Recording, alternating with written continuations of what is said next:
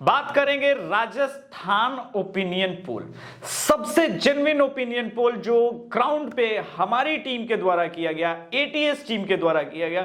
काफी समय लगाया हमने इस बार।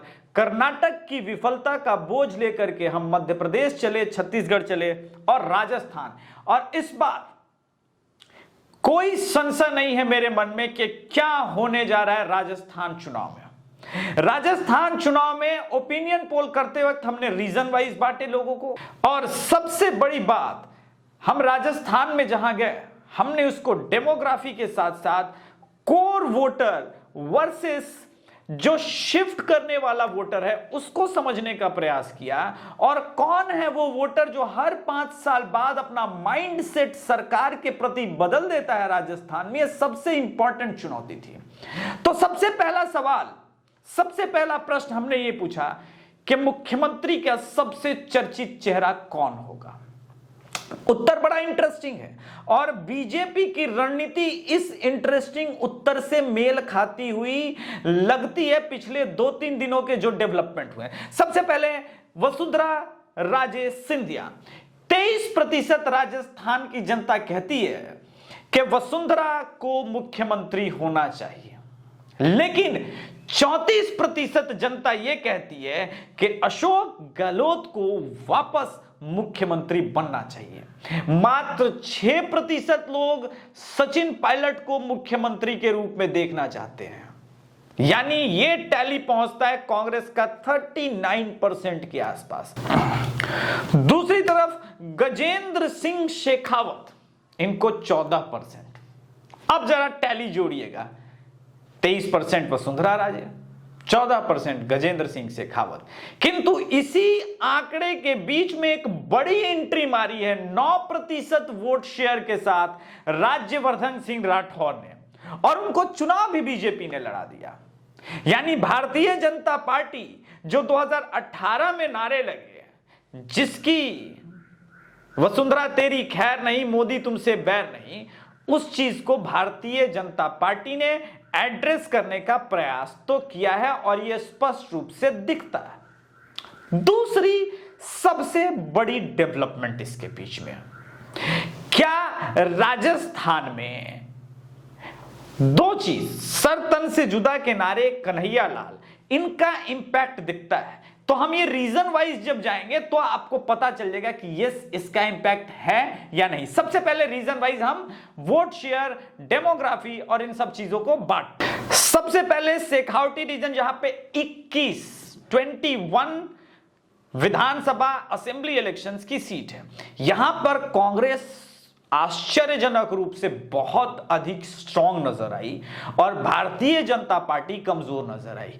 नरेंद्र मोदी के कई मुद्दों के बावजूद एक चीज है, जितने भी मुसलमान हैं वहां भी राजस्थान में वो पूरी तरह से इंटैक्ट वोटर के रूप में नजर आ रहे हैं कांग्रेस के साथ, और वो दिखता है कि कांग्रेस के प्रति इनका रुझान क्यों है। चाहे जितनी भी योजनाएं चलाई हो वसुंधरा के समय और उन योजनाओं का नाम बदल दिया हो गहलोत ने, लेकिन आज भी उनके मन में, मस्तिष्क में यही है कि भाई ये योजना अशोक गहलोत की है, वो वसुंधरा की नहीं थी, उस पर नहीं जाए। शेखावटी रीजन में कांग्रेस को 46% वोट शेयर मिल रहा है, बीजेपी को 43% और अन्य को लगभग 12% के आसपास, 11-12% के आसपास मिल रहा है। तो सीटों में लेकिन जब ये सीटों में परिवर्तित होता है तो बड़ा अतरंगी सा है। ये लगभग 10 से 15 सीट और बीजेपी को 6 से 10 सीट मिल रहा है। यानी जिस पहले रीजन में जहां हम गए वहीं पे सेटबैक बीजेपी को लगता हुआ दिखा, किंतु बीजेपी का स्ट्रॉन्ग होल्ड मेवाड़, जहां पे मोदी जी की रैली रिसेंटली हुई थी और उन्होंने सर तन से जुदा, कन्हैया लाल के नारे, इन सब के बारे में बात की और उन्होंने उस आइडियोलॉजी के खिलाफ लगातार प्रहार किया था उस रैली में। और मेवाड़ ऐसी भूमि है जो भाई वीरांगनाओं की है और उसका असर भी दिखता है, राष्ट्रवाद का भी असर दिखता है, राष्ट्रवाद के मुद्दे यहां पे दिखते हैं और राष्ट्रवाद के मुद्दे पे मेवाड़ में 33% लोग वोट कर रहे हैं बियॉन्ड कास्ट लाइन। अब सोच लीजिए कि अगर ये स्थिति है मेवाड़ में तो क्या है। कांग्रेस लगभग 33 से 36% वोट शेयर पे है, जबकि बीजेपी वहां पे 43 से 45% वोट शेयर पे है, जो कि सीटों में स्पष्ट रूप से दिखता है। 43 सीटें हैं मेवाड़ रीजन में, और इन 43 सीटों में से लगभग कांग्रेस को 3 से 5 और बीजेपी को 35 से 40 सीटें मिल सकती हैं। 35 से 40, ये वो गेन है जिसने हमारी टीम को मोमेंटम दिया था, और यह पता चला कि नहीं, एंटी इनकम्बेंसी अशोक गहलोत के प्रति है। तो हमारा प्रश्न सुनिए, प्रश्न यह था, क्या मुस्लिम तुष्टीकरण अशोक गहलोत की सरकार में हुआ? यह सिर्फ हमने मेवाड़ रीजन में प्रश्न किया, क्योंकि शेखावटी रीजन में प्रश्न कुछ और थे, वहां पे बहुत सारे अलग अलग कम्युनिटी हैं, खैर उस पर नहीं जाएंगे। अब क्या मीणा समाज, क्या दलित समाज, एससी एसटी ओबीसी वो मानता है 56% कि हां मुस्लिम तुष्टीकरण तो कांग्रेस ने किया है, ये बड़ा है, और इसी वजह से हम 40-45% के आसपास का वोट शेयर देख रहे हैं मेवाड़ रीजन में बीजेपी के प्रति, वहीं 36% के आसपास कांग्रेस लटकी हुई, ये बहुत बड़ा चेंज है। अब आते हैं ढूंढाड़ रीजन। ये रीजन ढूंढाड़ रीजन में सबसे अधिक, राजस्थान का सबसे बड़ा रीजन है, सबसे अधिक है, और यहां पर कांग्रेस और बीजेपी के बीच फाइट दिखी है। लेकिन गुर्जर समाज, जो सचिन पायलट का सबसे बड़ा समाज जुड़ा हुआ था उनके साथ, वो डिस्टेंस किया है, क्योंकि अशोक गहलोत ने सचिन पायलट के साथ चीट किया। तो क्या इसका असर दिख रहा है? बिल्कुल दिख रहा है। उस रीजन में वोट शेयर के बारे में बात करें तो BJP 46% vote share, Congress 44% vote share लेती हुई दिख रही है, और सीटों में जब हम इसको कन्वर्ट करते हैं तो कांग्रेस 23 से 27 और भारतीय जनता पार्टी 29 से 34 सीटें लेती हुई दिख रही है। ह्यूज सिग्निफिकेंट गेन है इस रीजन में। यही वो रीजन था जिसने बीजेपी को बर्बाद कर दिया था पिछले चुनाव में।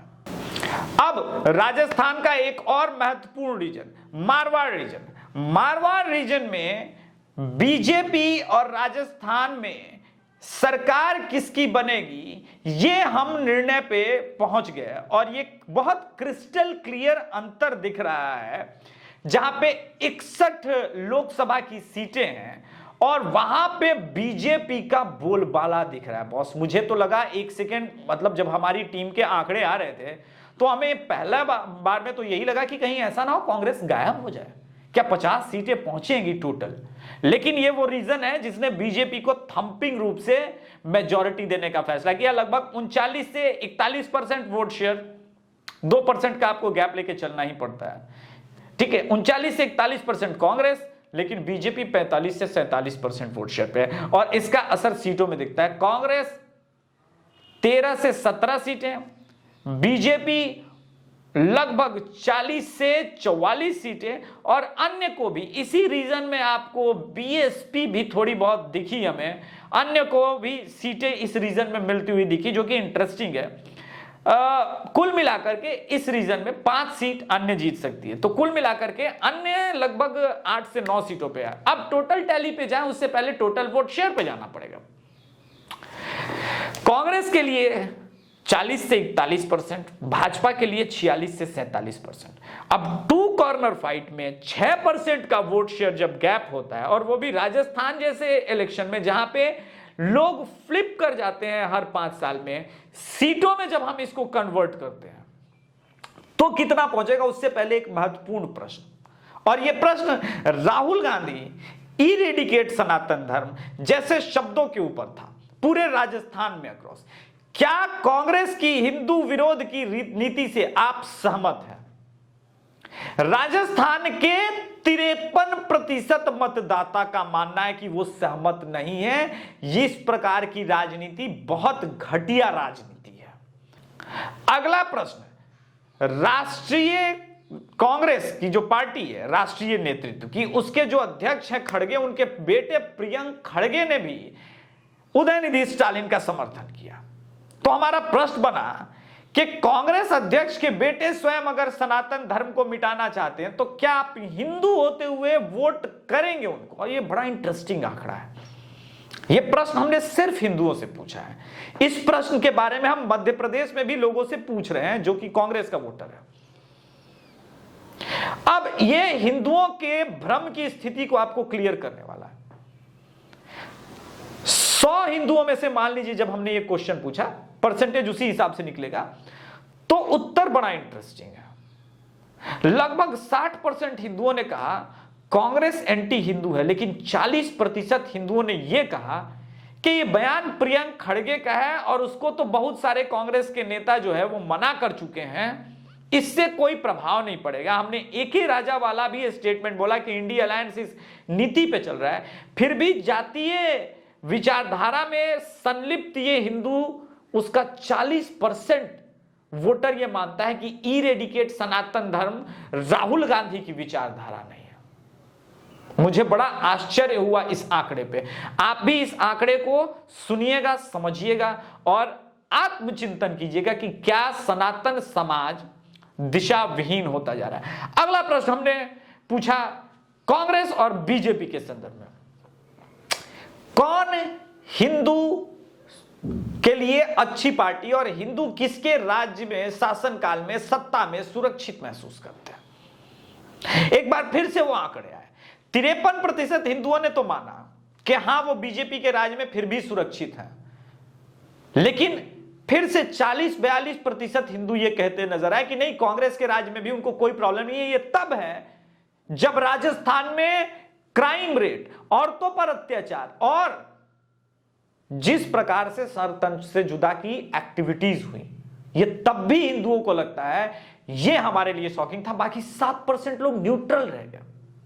लेकिन फिर भी हम बता रहे हैं वोट शेयर बीजेपी का 45 से 47, यानी कुछ लोग लोकसभा में अलग मूड में हैं, स्टेट इलेक्शन में वो अलग मूड में अभी निर्णय नहीं ले पाए हैं। यह बहुत इंपॉर्टेंट। तो चलिए अब डायरेक्टली हम सीटों की बात करेंगे। भारतीय जनता पार्टी को राजस्थान असेंबली इलेक्शन में लगभग 130 से 140 सीटें मिलती हुई नजर आ रही है। वहीं कांग्रेस को लगभग 45 से 50 सीटें मिलती हुई नजर आ रही है। बाकी 0 से 8 सीटें निर्दलीय के आसपास है। Bharatiya Janata party clear cut majority के साथ सरकार बना रही है। उसका सबसे बड़ा कारण पता है क्या है? उन्होंने वसुंधरा राजे को सीएम के लिए फेस अब तक नहीं बनाया है। आपने देखा हमारे पोल में कि किस प्रकार से मात्र 23% लोगों ने कहा कि वसुंधरा राजे को मुख्यमंत्री होना चाहिए। 8% राठौर के साथ भी खड़े थे। तो टोटलिटी में बीजेपी के पास भले ही 45 से 47% का वोट शेयर है, लेकिन मुख्यमंत्री के 3 कैंडिडेट बीजेपी के पास है। यह बहुत बड़ा नंबर है। गजेंद्र सिंह शेखावत को लेकर के भी एक पूरा कल्ट है।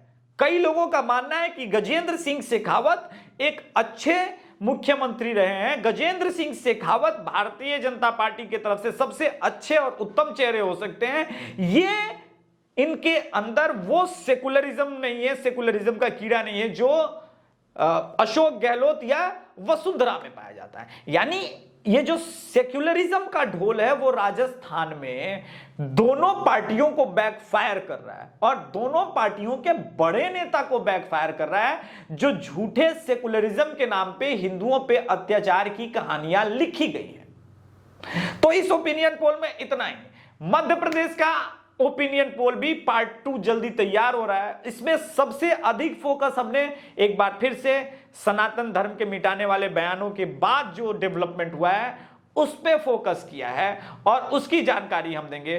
कंटेंट अच्छा लगा हो तो शेयर कीजिएगा, वीडियो को लाइक कीजिएगा। द अभिषेक तिवारी शो की टीम को सपोर्ट करने के लिए लिंक्स डिस्क्रिप्शन में है या स्क्रीन पे, फोन पे, पेटीएम, गूगल का नंबर है। आप हमें सपोर्ट कर सकते हैं। हमारी टीम युवा है, राष्ट्रवादी है और राष्ट्रवादियों का यह पहला ऐसा चैनल है जहां पे हम ओपिनियन पोल करने का प्रयास करते हैं एक सुनियोजित और संगठित ढंग से, जिसका एक वैज्ञानिक तरीका है कि हम डेमोग्राफी के हिसाब से हर कास्ट के, रिलीजन के लोगों से बात करते हैं। हमारे इस पोल में हमने पहले ही बता दिया कि मुसलमान लगभग 100% इसमें भी कुछ, क्योंकि लगभग 5 या 6 या 10 मुसलमान ऐसे थे जिन्होंने कहा कि वो भाजपा को वोट करेंगे। मैं मुसलमानों के आंकड़े तब निकालता हूं जब मैं माइनॉरिटी सेल या बीजेपी के मुसलमानों से नहीं मिलता हूं, रैंडम मुसलमानों से हमारी टीम मिलती है और रैंडम मुसलमानों का झुकाव स्पष्ट रूप से कांग्रेस की तरफ है, बिना किसी किंतु परंतु के। हिंदू वोट एक बार फिर से विभाजित होता हुआ स्पष्ट रूप से नजर आता है। धन्यवाद। जय श्री राम। हर हर महादेव।